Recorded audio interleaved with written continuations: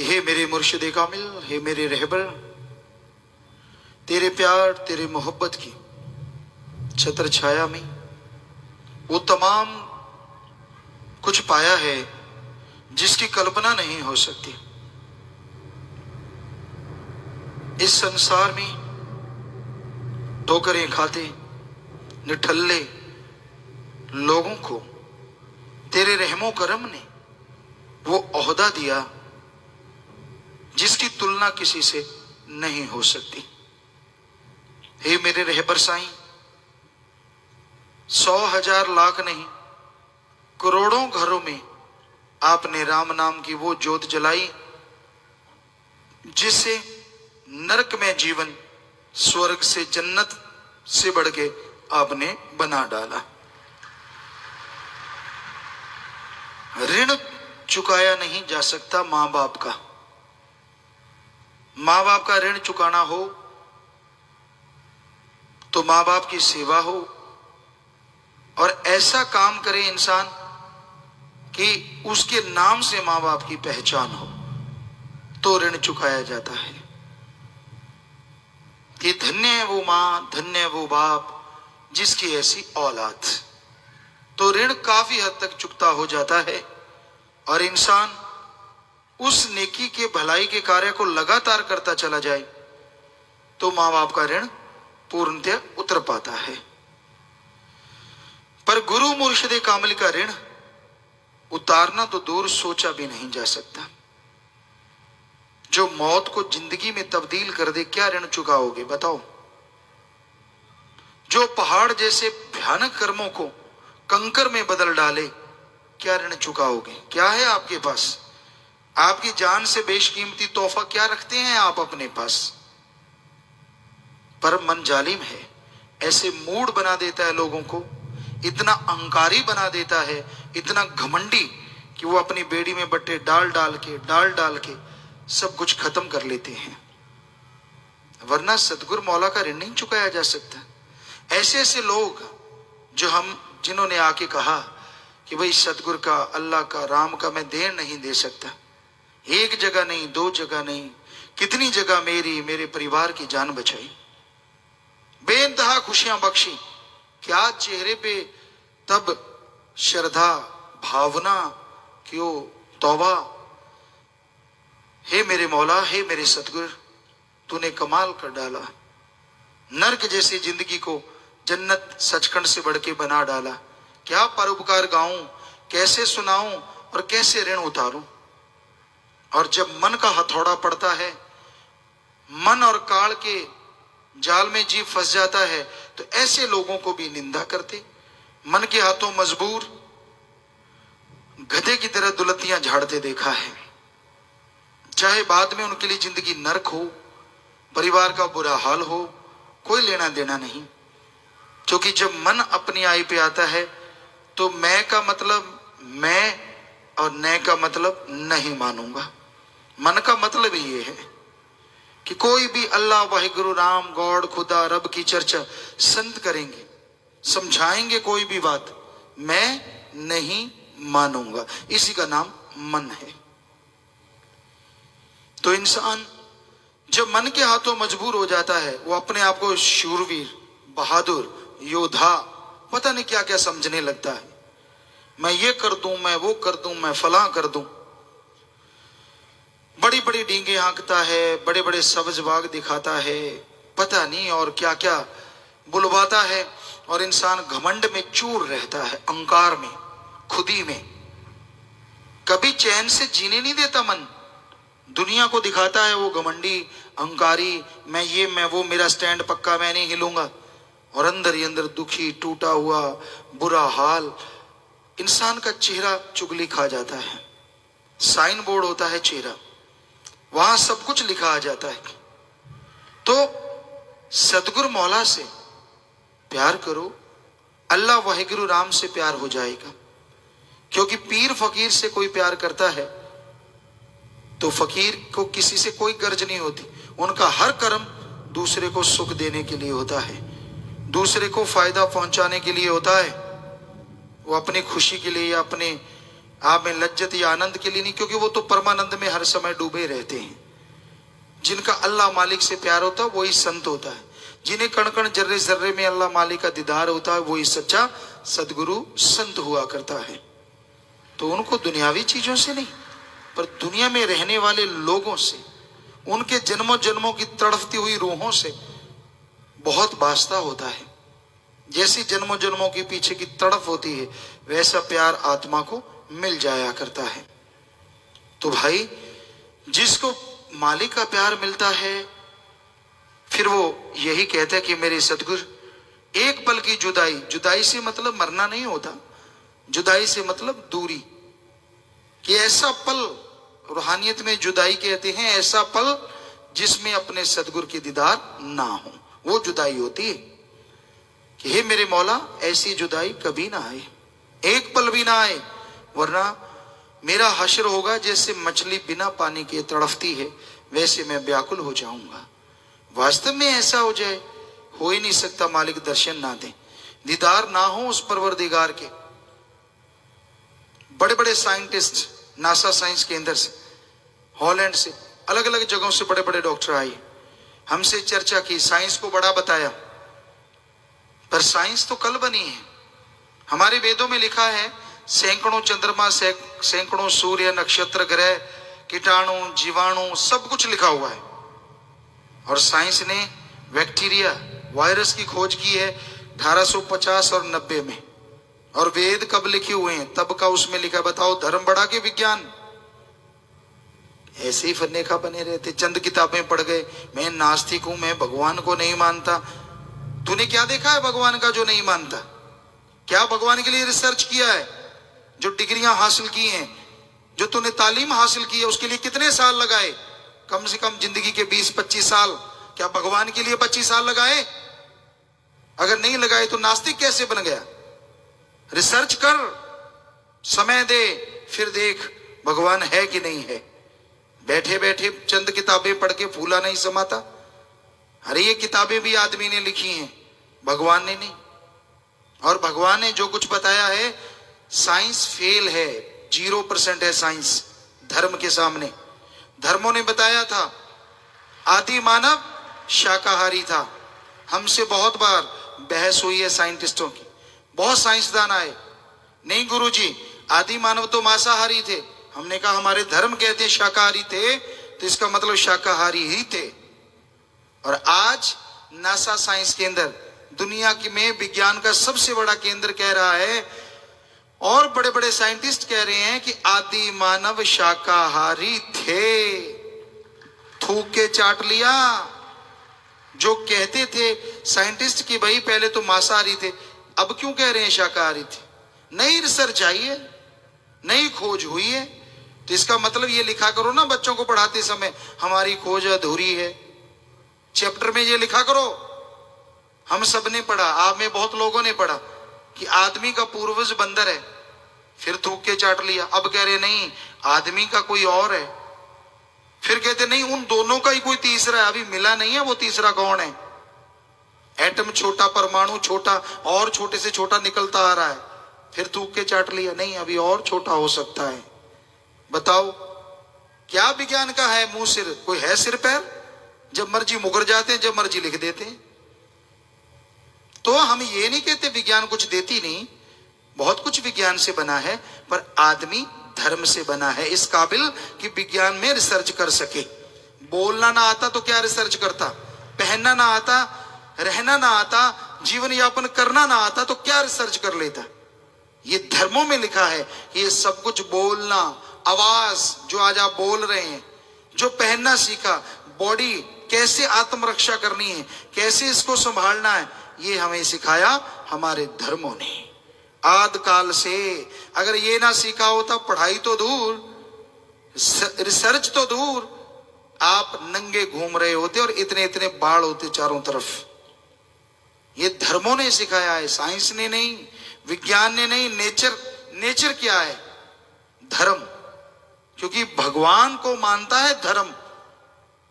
बड़े बड़े साइंटिस्ट मान चुके हैं, जो प्रेयर करते हैं ब्रह्मांड से अदृश्य किरणें उन पे आके टकराती हैं, और उनके अंदर विल पावर बढ़ जाता है। नासा साइंस के अंदर अभी मान चुका है, क्योंकि हम भी विज्ञान को मानते थे और मानते हैं कि विज्ञान है, लेकिन धर्म महाविज्ञान है, उसके सामने बहुत बौनी है ये विज्ञान। शुरू से विज्ञान को मानते थे, नॉन मेडिकल के स्टूडेंट रहे जितनी देर पढ़ पाए, लेकिन विज्ञान बहुत बौनी है। नासा साइंस के अंदर ये मान चुका है कि आत्मबल, आत्मविश्वास बाजार से नहीं खरीदा जा सकता।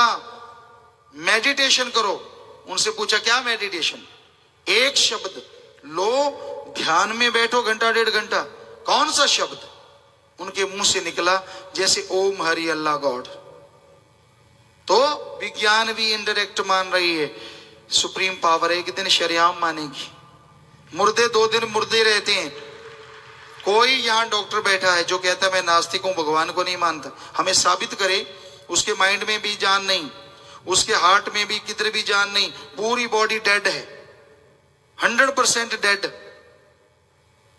तो अमेरिका में एक साइट है, वो खोल के देख लो, उसमें लिखा है कि 2 दिन के बाद जिनमें कोई जिंदगी नहीं थी, मुर्दा फिर उठ बैठा हुआ। बताओ कैसे? जब हार्ट बंद होता है तो यूं बंद हो गया, डेड हो, आदमी मर गया। खुला रह गया तो खुला रह गया, और सारी नाड़ियों में खून जम जाता है, 1-2 दिन बाद ब्लैक हो जाता है। बिल्कुल असल तो उसी टाइम ही जम जाता है। तो आप बताइए 2 दिन बाद पुनः कैसे हार्ट बीट चलने लग गई और कैसे नाड़ियों में जमा हुआ खून ऑटोमेटिकली चलने लग गया? बताओ कोई साइंटिस्ट। हम बताते हैं, धर्मों में लिखा है, महाविज्ञान में लिखा है, भगवान जब आत्मा को निकाल ले तो बॉडी टोटली डेड हो जाती है, 100% खत्म हो जाती है। और वही भगवान अगर उस आत्मा को पुनः उस शरीर में घुसा दे तो शरीर फिर से ज्यों का त्यों जिंदा हो जाता है। एक दिन मानना होगा ये नास्तिकों को कि भगवान है, वरना हमारे इस सवाल का जवाब दो कि 2 दिन मरने के बाद आदमी जिंदा कैसे होता है? बाई चांस किरने टकरागी, फलां टकरागी, 100 झूठ बोलोगे, पर ये थ्योरी आपकी 100% फेल होगी। आत्मा है, थी और रहेगी। जितने मर्जी कब्ज बना लो, धूप को रोका नहीं जा सकता पारदर्शी शीशे से, उसी तरह आत्मा को रोका नहीं जा सकता किसी भी तरीके से। तो भाई वो आत्मा जब अपने परम पिता परमात्मा से मोहब्बत करती है तो विज्ञान के अनुसार वो रेस इतनी हाई स्केल की होती हैं कि इंसान के जो माइंड है जिसे 10-15% आदमी इस्तेमाल में लाता है, तो जैसे वो किरणें हाई रेज की होती हैं तो आदमी का दिमाग, आदमी 15 नहीं लगभग 30, 40, 50% तक इस्तेमाल में लाना शुरू कर देता है। इससे भी बढ़ता चला जाता है। और उससे क्या होता है कि वो आत्मा, वो जीवात्मा खंडों ब्रह्मंडों को पार करके भगवान के नूरी स्वरूप के दर्शन करती है, उस सुप्रीम पावर के, जिसे साइंटिस्ट भी मानने लगे हैं कि सुप्रीम पावर कोई तो है, कोई तो शक्ति है जिसने खंडों ब्रह्मंडों को अपनी जगह पे रोके हुआ है, रोक रखा है। तो भाई वो रेस गुरु मंत्र, मेथड ऑफ मेडिटेशन, ध्यान की विधि से बढ़ती है, बातों से नहीं। उसी से मालिक की मोहब्बत, प्यार बढ़ता है। और फिर जब उसका प्यार वो नजारे जीव देखता है तो यही कहता है, हे मेरे मालिक तेरी याद बिन पल जो भी जाए, ऐसा पल दाता जी सारी जिंदगी में ना कभी आए। कि मेरे मौला ऐसा पल कभी ना आए जिससे मेरा ये परमानंद छूट जाए, मैं तेरे से दूर हो जाऊं। परम पिता सदगुरु मौला उस ओम हरि अल्लाह वाहिगुरु राम को जैसी भावना से कोई याद करता है वैसा फल उसे अवश्य मिलता है। दृढ़ यकीन, श्रद्धा, तड़प, सेवा, सुमरन जिनके गहने होते हैं वो परम पिता परमात्मा उनको सबसे ज्यादा अंदर बाहर की खुशियां बख्शा करता है। और जब इंसान को घमंड आ जाए, अहंकार आ जाए, मन के हाथों मजबूर हो जाए, वो इंसान समुंदर के किनारे प्यासा वाली बात हो जाया करती है। वो अपने ही घमंड में, अपने ही मन की चालों में उलझा रहता है और सब कुछ होते हुए भी कंगाल बना रहता है। उसकी दया में रहमत उसी को मिलती है जो उसकी याद में बैठता है, उसके लिए समय लगाता है और उस परम पिता परमात्मा से उसी को मांगता है। दीनता, नम्रता इंसान के गहने हैं। अकड़ता तो कोड़ किरला भी बहुत है। जो इंसान संतों के सामने अल्लाह वाहिगुरु राम नाम की चर्चा वहां सामने अकड़ता है, वो इंसान खोता ही खोता है, पाता कुछ भी नहीं। हमने राजस्थान में देखा, यहां भी देखा है, ये भी एरिया वैसा ही है। पंजाबी में कहते हैं कोड़ किरला, छिपकली से थोड़ा बड़ा होता है और वो अकड़ के चलता है। उसमें जहर नहीं होता, वो किसी को काट नहीं सकता, लेकिन उसकी अकड़ देखने वाली होती है। कहावत है उसके लिए जमींदारों में कि वो कट जाता है पर अपनी अकड़ नहीं छोड़ता। कई बार हमने देखा, शायद जुलाई की बात होगी या मई जून की, हम जैसे डिस्क होती हैं, जिम्मेदार जानते हैं, ट्रैक्टर के पीछे एक लिफ्ट वाली होती है, एक विदाउट लिफ्ट होती है, वो डिस्क पीछे पीछे चलती आती है। तो कई बार हम वो लेके आते और वो महाशय आगे आके अकड़ जाते, तो ट्रैक्टर को भी गालियां दे रहे होते कि तू आ मेरे ऊपर चढ़ के दिखा। इतना सा पिद्दू सा जीव और वो यूं अकड़ के खड़ा है। अब ट्रैक्टर तो गुजर जाएगा क्योंकि दो टायर साइड में है, वो तो ऊपर से निकल जाएगा, लेकिन पीछे जो डिस्क है वो तो पीस कर देंगे। तो हम उतर जाते और उसके पास पहुंच जाते, लेकिन वो नहीं हिलता, कहता ना नहीं हिलना। तो फिर और कोई तरीका ही नहीं था। जो भी जुत्ती वगैरह पहनी होती वो उठाते, आवाज करते, फिर भी नहीं हिलता। तो फिर उसकी नोक में उठा के दूर फेंक देते कि इसको मारना भी नहीं है और इसकी अकड़ तो जाएगी नहीं। तो कई इंसान इस किस्म के होते, किस्म होती है इंसानों में। वो मालिक के प्यार, अल्लाह वाहिगुरु की दया में रहमत को बेवजह, बिना वजह के अहंकार से ही गवा बैठते हैं। उनके अंदर अहंकार आता है, खुदी रहती है, बुराइयों का आलम छाया रहता है, बुरी बुरी सोच रहती। अपने पे लानत नहीं डालते, वो कमियां उस अल्लाह वाहिगुरु राम में निकालते। जब देखो उसमें कमी निकालना, जब देखो अपने आप को सियाना, अपने आप को समझदार साबित करना। ऐसे लोग खुद तो गिरते हैं, उनके आजू बाजू जो रहता है वो भी गिरता है। तो इसलिए हमेशा संग करो अच्छे लोगों का, हमेशा संग करो भले पुरुषों का, क्योंकि भले लोगों का संग करोगे तो यकीनन भले बन जाओगे और बुरा संग करोगे तो यकीनन बुरे बन जाओगे। एक शेर आपको कहा करते हैं, अगर पास अग्नि के बैठोगे जाकर तो उठोगे अपने कपड़े जलाकर, अगर पास फूलों के बैठोगे जाकर तो उठोगे कपड़ों में खुशबू बरसाकर। आग के पास बैठते हो, हवा चलती है, कपड़े उड़ते हैं, आग पे लग जाएंगे, आग जला देगी। किसी और दिन फूलों के ढेर के पास बैठे हो, कपड़े उड़ते हैं, फूलों पे लग जाते हैं तो उसमें खुशबू भर जाएगी। तो ऐसे दुनियावी लोगों का संग होता है। जुआरी के पास बैठो तो जुआ खेलने एक ना एक दिन जरूर लगोगे, ठग के पास बैठो तो ठगी मारने का दिल करेगा, नशेड़ी के पास बैठो तो नशा करने लग जाओगे। यानी किसी भी बुरी सोहबत के पास बैठोगे, बुरे का संग करोगे, पूरे बुरे ना बनो पर आपके दिलो दिमाग में बुराई बस जरूर जाएगी। अब आप गाली गलोच वाले के पास बैठो, जितने मर्जी सादे बन जाओ, जितने मर्जी साफ बन जाओ, लेकिन कहीं ना कहीं दिलो दिमाग में गाली जरूर आ जाती है, गाली का ख्याल आ जाता है। और लोगों को देखा ऐसे, पढ़े लिखे होंगे, जेंटलमैन होंगे, दिखने में बड़े अच्छे लगते हैं, लेकिन मुंह से कुछ और ही निकालते हैं। तो ऐसे लोगों का यार दोस्त कोई बिरला ही बनता है, क्योंकि उन्हें पता है इसने पता नहीं क्या ठोक देना है, पता नहीं क्या बोल देना है, फिर झगड़ा होगा, क्या फायदा, राड से बाढ़ अच्छी, किनारा कर लो। तो कहने का मतलब संग अच्छे लोगों का करना चाहिए, और मन का संग तो करो ही ना कभी। यानी आपके अंदर जो नेगेटिव विचार हैं उनके अनुसार चलो ना कभी भी, वरना बर्बादी का कारण अपनी आप खुद बन जाएंगे।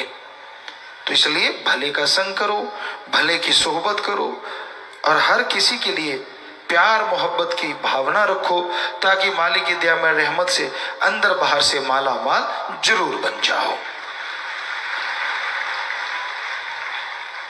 सेवा और सुमरन करते रहना चाहिए। अनलिमिटेड कोई अगर करने वाली चीज है तो वो है सेवा और अल्लाह वाहिगुरु राम का नाम। कोई रोकेगा नहीं, जितना मर्जी करो, और जितना करोगे उससे हजारों गुना झोलियां जरूर भरोगे। चालाकी करते हैं लोग, चतुराई करते हैं उस राम से, भगवान से, और एक दिन उन्हीं को फिर भोगना भी पड़ता है। इसलिए मन के मते चलो मत कोई, गुरु कहे करो तुम सोई, जब अबे गोते खिलवावे, यह गुरु से बेमुख करवावे। मन के कहे ना चलो, बुरा काम कभी ना करो, अच्छे काम करो, राम का नाम जपो, और उस मालिक से प्यार किया है तो बस फिर आप भाग्यशाली हैं, क्योंकि उससे जो भी सच्चे दिल से भावना से प्यार करता है उसकी जिंदगी में बहारें छा जाती हैं, पतझड़ कभी नहीं आता। मानस जन्म मिला सभी अधिकार है। मनुष्य शरीर जो मिला है इसमें मालिक ने खुद मुख्तियारी दे दी, सभी अधिकार दे दिए। अब इंसान पे निर्भर करता है कितने वचन मानता है, कितना संतों के वचनों पे अमल करता है, उसी के अनुसार उसे फल मिलता है, उसी के अनुसार उसे खुशियां मिलती हैं। मानस जन्म में जो खुद मुख्तियारी मिली है, इसका सबसे बड़ा फायदा जो मनुष्य उठा सकता है वो है आवागमन से मुक्ति, जन्म मरण से मोक्ष। जन्म मरण से मोक्ष मुक्ति प्राप्त करने के लिए 84 लाख जूनियां तड़फ रही हैं, व्याकुल हैं, परेशान हो रही हैं। मालिक ने अधिकार दिया है मनुष्य को कि वो आवागमन से ही मुक्ति हासिल नहीं कर सकता, बल्कि जीते जी गम, चिंता, टेंशन, परेशानियों से भी मुक्ति हासिल कर सकता है। ये सारे अधिकार मालिक ने मनुष्य को दे रखे हैं। पर आज इंसान अपना गम गल्त करने के लिए ड्रग्स लेता है, नशे करता है,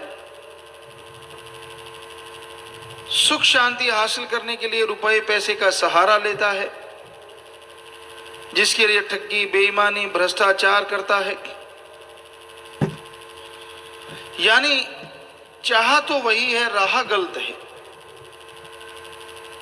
चाहता तो यही है कि परमानंद मिले, सुख मिले, शांति मिले, तंदुरुस्ती मिले, परिवार में सुख शांति आए, हर कोई यही चाहता है।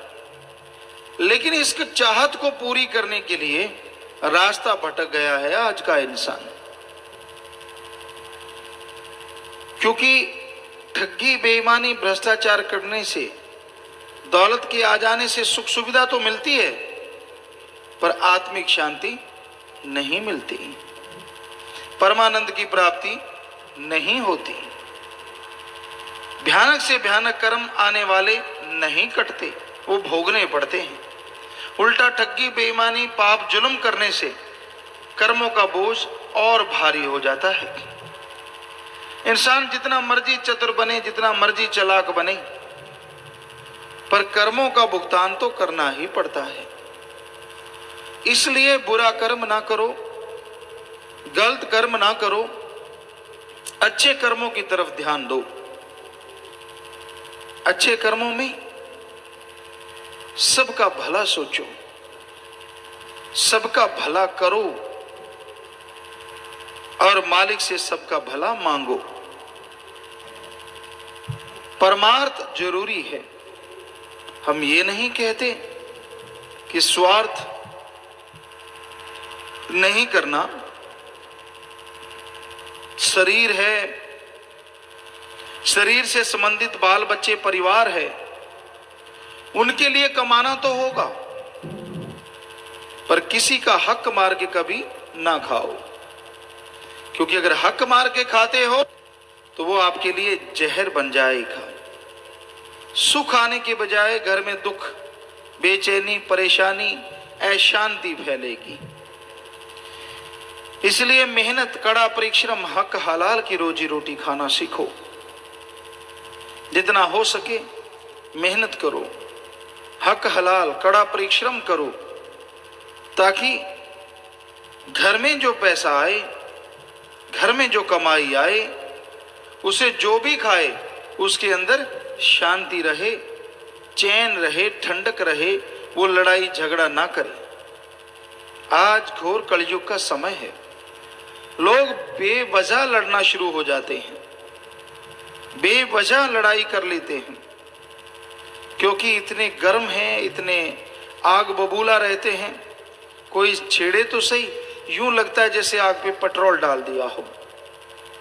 भड़क उठते हैं, बेचैन हो जाते हैं, और साफ पता चलता है कि इनके अंदर बेचैनी है, परेशानी है। कई बार आदमी सच पे भी भटक उठता है। ये लोग नाटक बहुत करते हैं, ढोंग बहुत करते हैं। आदमी को गुस्सा आता है कि अभी भला चंगा अभी ढोंग, अभी फिर भला चंगा अभी ढोंग। ऐसा भी होता है। फिर भी आदमी को गुस्सा नहीं करना चाहिए, क्योंकि इंसान जैसा भी करता है वो भरता जरूर है। तो आत्मिक शांति के लिए, आवागमन से मुक्ति के लिए, गम, चिंता, परेशानी, टेंशन से मुक्ति के लिए रास्ता अगर कोई है तो वो प्रभु का नाम जपना है। नाम जपा करो, नाम का सुमरन करो। चलते, बैठ के, लेट के, काम धंधा करते, जितना नाम का कोई सुमरन करेगा उतना ही फल उसे जरूर मिलेगा, बल्कि कई गुना बढ़ चढ़ के मिलेगा।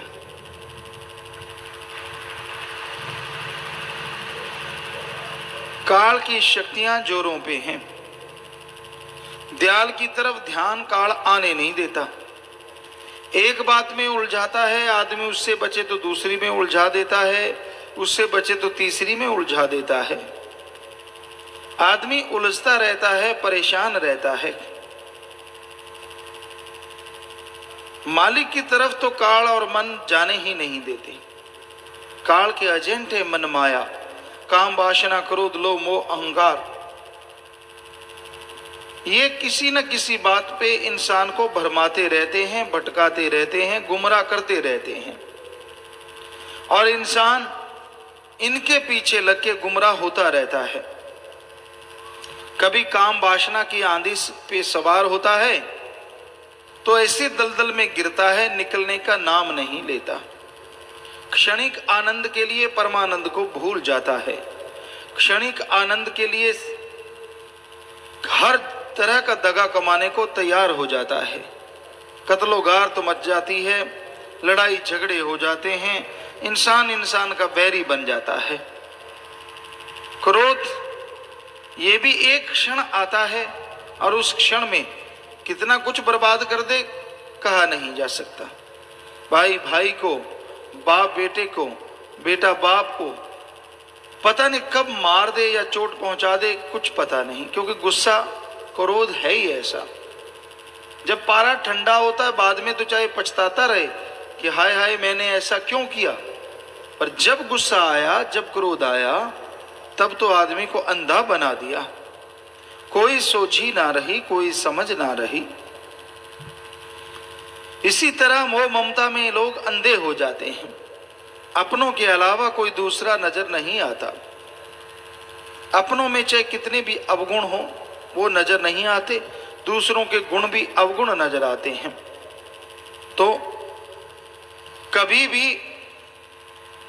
वचनों पे अमल नहीं करने देते ये मिलके, क्योंकि आदमी मोह ममता में अंधा है, उसके अकॉर्डिंग उसके अनुसार वचन होता है तो खुश है, उसके अनुसार अगर वचन नहीं होता तो दुखी है, परेशान है। तो संत यही सिखाते हैं, बचो इनसे जितना बचा जा सकता है। फिर लोभ, लोभ है सर्व पाप का बाप। लोभ लालच यहां आ जाता है, बाकी के पाप अपने आप जुड़ते चले जाते हैं।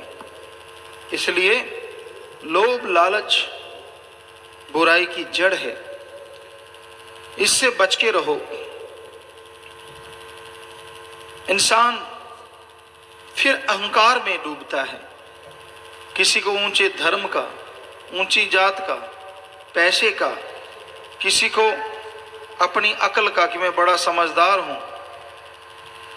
किसी को मन का सूक्ष्म अहंकार, अहंकार को मार पड़ती है।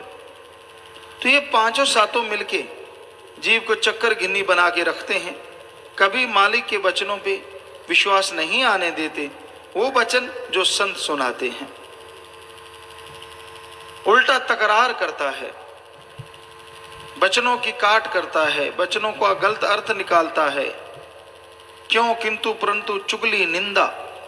और हमने देखा चुगली निंदा करनी हो आदमी तंदुरुस्त है, सत्संग में जाना हो, मालिक की चर्चा करनी हो, नहीं मेरे दर्द है, ऐसा भी देखने में आता है।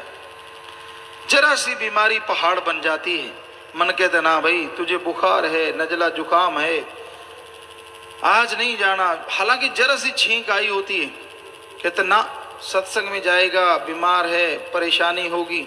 और चुगली निंदा करनी हो, चाहे 103 बुखार हो, उठ के अच्छा क्या हुआ, उठ उठ के उछल उछल के बात करता है, फिर सारे दर्द भूल जाता है कि मेरा कुछ दर्द भी होता है, भाग के वहां पहुंचता है यहाँ चुगली निंदा वाला हो। तो ये कलयुग का व्यवहार है जो लोग आज करते नजर आ रहे हैं। सत्संग के समय गोली बजती है, सत्संग के समय दुख होता है कि हाय सत्संग में जाना है, बस मन तकरारें शुरू करता है।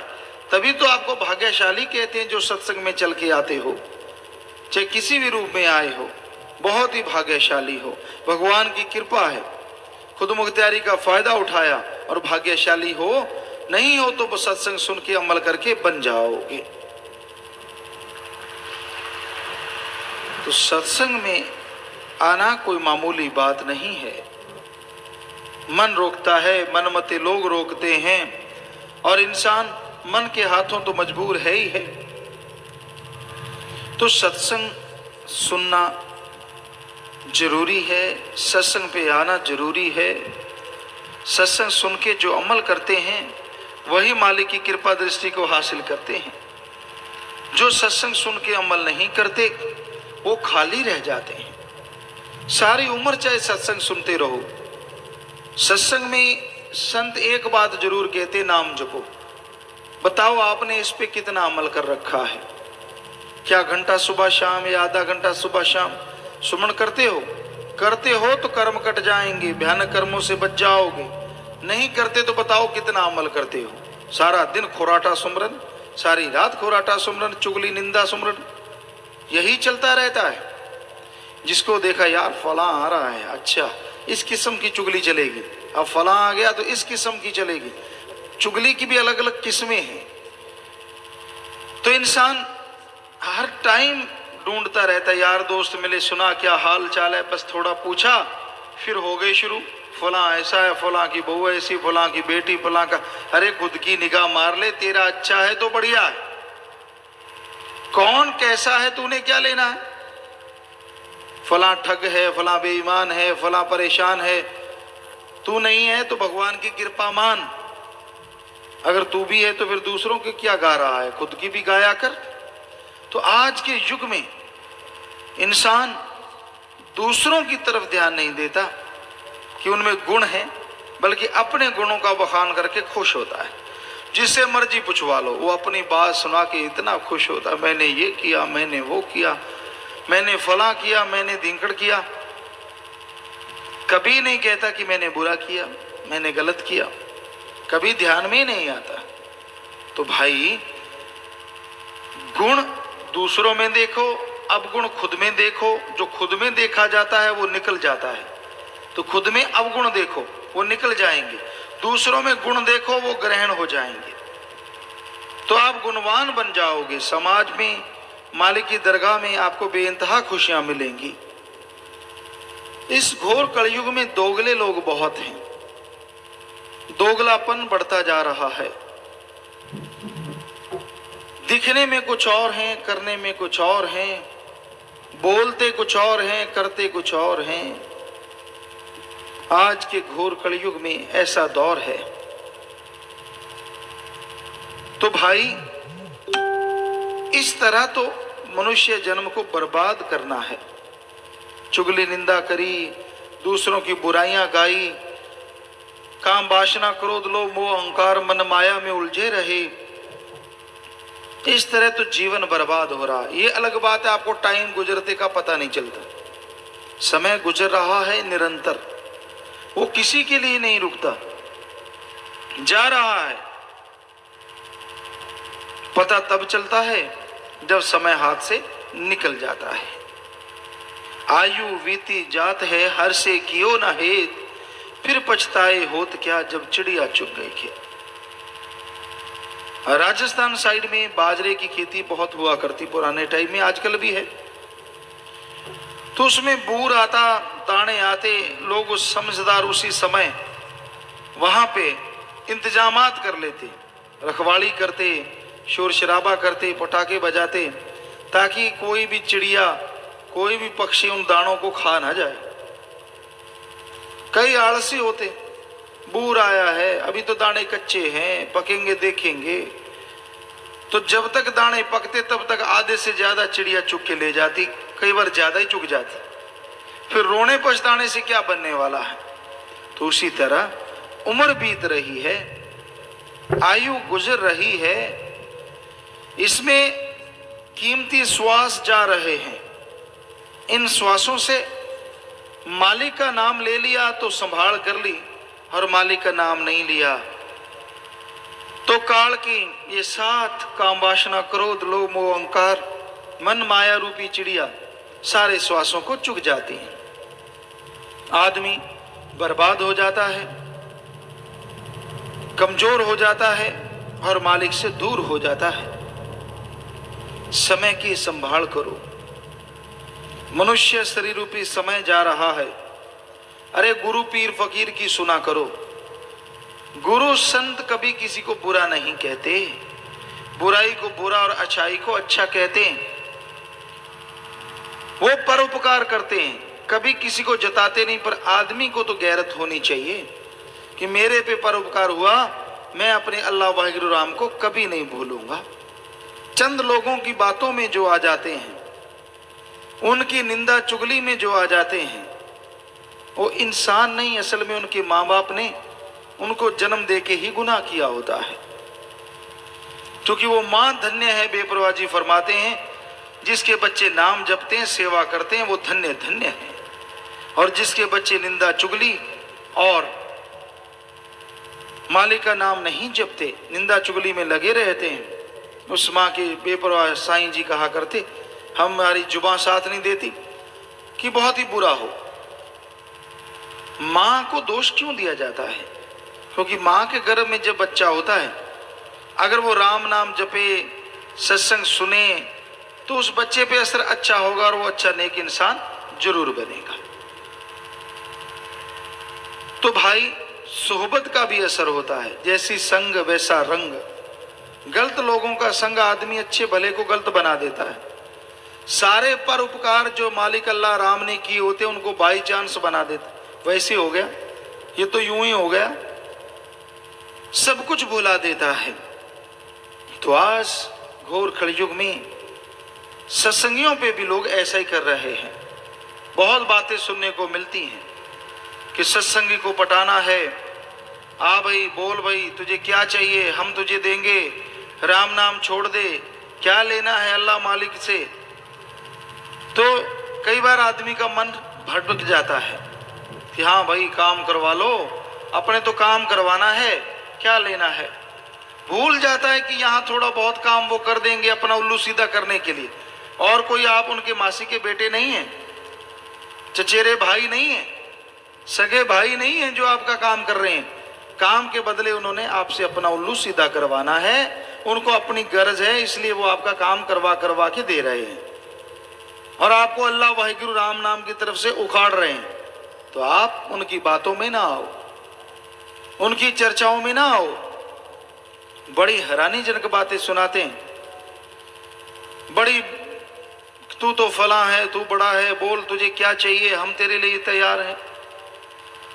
आपस में लड़ा देते हैं, एक को नेता बना देते हैं, दूसरे को कुछ भी नहीं, और आपस में लड़ाई झगड़ा शुरू हो जाता है। तो ये सब प्लानिंग होती है कि अपना उल्लू कैसे सीधा करना है।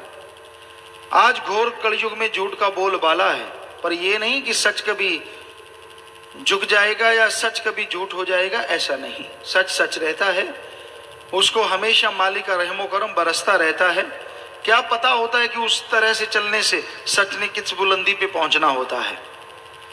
सो ये तो अल्लाह मालिक राम ही जानता है।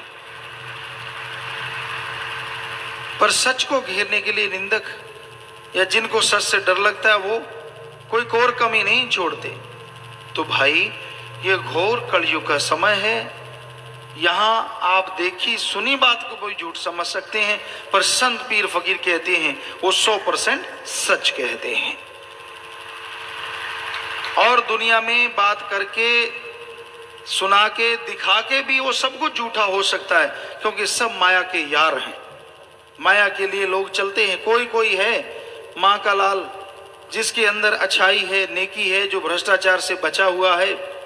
अदरवाइज ज्यादातर लोगों के अंदर आज पैसे ने घर कर रखा है। ठगी, बेईमानी, माया के लिए, अपनी वाहवाह के लिए, अपनी कुर्सी बचाने के लिए, अपनी चारपाई के लिए आदमी किसी भी हद से गिर सकता है। ये हम देख रहे हैं, आपको भी एहसास हो रहा है। तो ऐसी चीजों से बचना है। मानस जन्म मिला सभी अधिकार है, अधिकार तो मालिक ने दे दिए। जाने किसकी जीत है, जाने किसकी हार है। किसकी जीत है? जो सुमरन करेगा, भक्ति इबादत करेगा, परमार्थ पे चलेगा, चुगली निंदा बुराइयों से बचा रहेगा, वो यहां भी खुशी रहेगा और अगले जहान में भी जन्म मरण की बाजी को जीत के मालिक की गोद में बैठ के निज धाम पहुंच जाएगा। सब जुनिया गुलाम बंदा सरदार है, नाम की है जीत बिना नाम समझो हार है। तो बेपरवाह जी ने अगली 2 लाइनों में बताया कि बंदे को खुद मुख्तियार, मुखिया, सरदार बनाया। ये मालिक का नाम जपे, सुमरन करे तो इसकी जीत है, नहीं जपे तो भाई हार है। तो नाम का जाप करना है, सुमरन करना है, भक्ति इबादत करनी है। सुमरन से ही बेड़ा पार होगा, सुमरन से ही तमाम खुशियां मिलेंगी। सो चलते बैठ के काम धंधा करते सुमरन किया करो। सुमरन के बिना उद्धार नहीं, सुमरन के बिना आधार नहीं, सुमरन के बिना बेड़ा पार नहीं।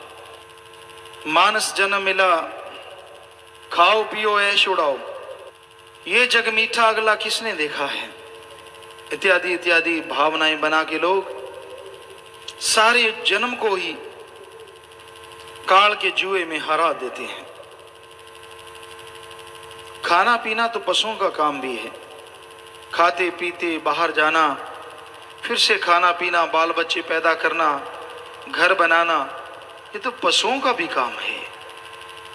इंसान तभी इंसान है अगर इन सब कामों से कुछ हटके करके दिखाए। और ऐसा कर्म ओम हरि अल्लाह वाहिगुरु का नाम है, उस सुप्रीम पावर की भक्ति इबादत है जिसे पशु पक्षी परिंदे नहीं कर सकते। वो तो काल के दायरे में काल की भक्ति कर सकते हैं, दयाल की भक्ति नहीं कर सकते। तो दयाल की भक्ति कर सकता है कोई तो वो मनुष्य है। पर आदमी के अंदर इतना घमंड होता है, कईयों के अंदर इतना अहंकार होता है कि सत्संग में भी उनका अहंकार उन्हें टिकने नहीं देता। कहाँ उनके परिवारों में खुशी आएगी, कहाँ उनके खुद के पर खुशी आएगी, और कहाँ वो खुद मालिक के प्यार मोहब्बत को, दया दृष्टि को हासिल कर पाएंगे। खुद ही अहंकार, काम वासना, क्रोध, लोभ, मोह जब तक त्यागोगे नहीं, मालिक की दया दृष्टि नहीं होगी। इसलिए अहंकार को तिलांजलि दो, अहंकार को छोड़ दो, क्योंकि जब तक खुद ही है खुदा नहीं, और जब खुदा है तो खुद ही नहीं। तो इंसान इस समय में खाने पीने में लगे हैं। खाने में मांस अंडा अच्छा लगता है, पीने में नशे अच्छे लगते हैं। मांस अंडा घातक है शरीर के लिए, साइंटिस्ट बोलते हैं। मांस अंडे को पूरी तरह से पचने में 36 से 48 घंटे लगते हैं, क्योंकि जो मांसाहारी होते हैं उनकी आंतड़ी बहुत छोटी होती है, और इंसान शाकाहारी इसकी आंत बहुत बड़ी होती है। तो इसके पूरी तरह से डाइजेस्ट होने में, हजम होने में 36 से 48 घंटे, जितनी देर वो पड़ा रहता है कोई ना कोई बैक्टीरिया, वायरस में पैदा होता है, जो किसी न किसी रोग, किसी न किसी एलर्जी, किसी न किसी परेशानी का रूप धारण कर लेता है। और जबकि शाकाहारी कच्ची चीज खाते हैं 4 से 5 घंटे में हजम हो जाता है, और उबाल के खाते हैं 4 से 6 घंटे में, और कोई तली चीज खाता है तो भी 8 से 10 घंटे में शायद हजम हो ही जाता है। मांस एक ऐसा है जिसमें बहुत टाइम लगता है। तो विज्ञान के अनुसार भी हम शाकाहारी हैं, मांसाहारी नहीं। और धर्म भी कहते हैं मांस अंडा नहीं खाना चाहिए। मांस अंडा खाने से आदमी की बुद्धि, जो विचार हैं वो निर्दयी हो जाते हैं, दया रहम की भावना हट जाती है, इंसान बेरहम हो जाता है और मालिक से दूर हो जाता है। तो मांस अंडा कभी ना खाओ। नशे, ड्रग्स, नशे एक नहीं है, शराब है, हेरोइन है, चरस है, समैक है, भांग है, तंबाकू है, मेडिकल नशे हैं, ये सारे बर्बादी का घर हैं।